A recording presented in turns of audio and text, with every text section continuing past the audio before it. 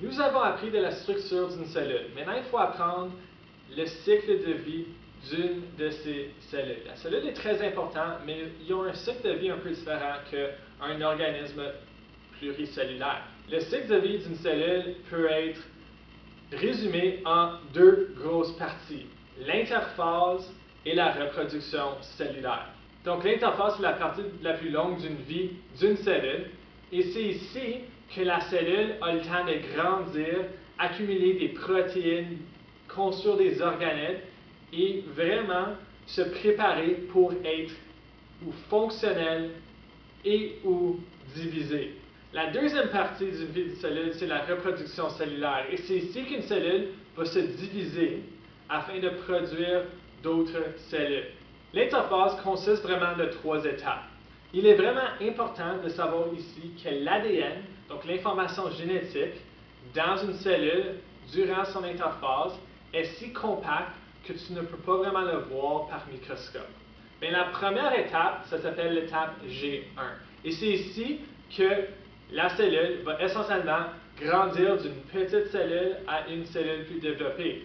Ici, elle va accumuler des protéines, des nutriments comme l'oxygène et l'eau, et elle va grossir jusqu'à temps qu'elle atteigne ou un niveau maximal ou qu'elle est assez grande pour vraiment commencer le processus de division. La deuxième étape, ça s'appelle l'étape S. Et c'est ici que la cellule va copier son ADN.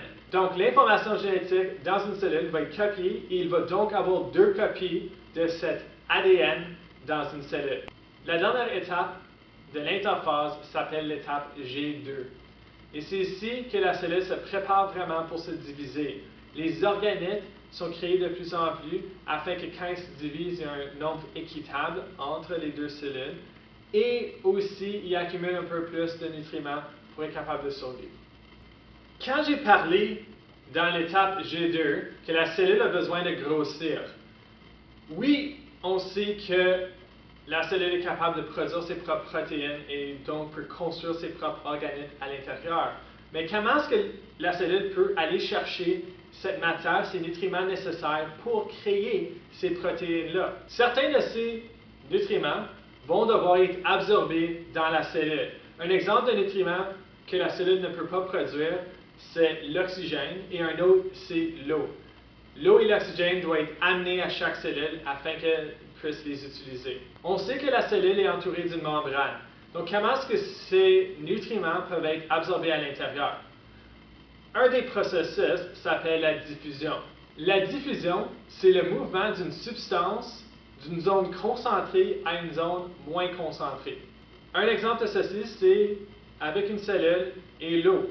L'extérieur de la cellule, il y a beaucoup de molécules d'eau. Et à l'intérieur, il n'y en a pas.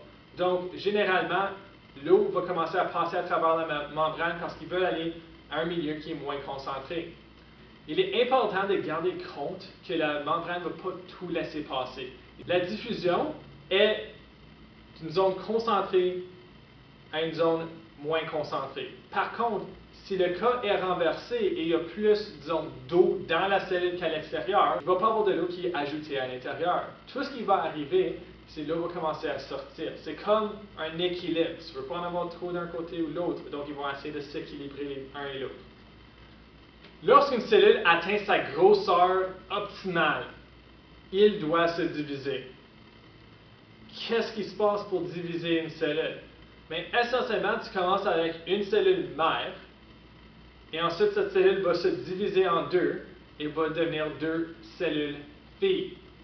Il est important de savoir que l'information génétique de ces deux cellules filles est identique à celle de la mère. Donc l'ADN est exactement le même dans la cellule fille 1, la cellule fille 2 et la cellule mère. La division cellulaire peut être essentiellement divisée en deux étapes, la mitose et la cytokinèse.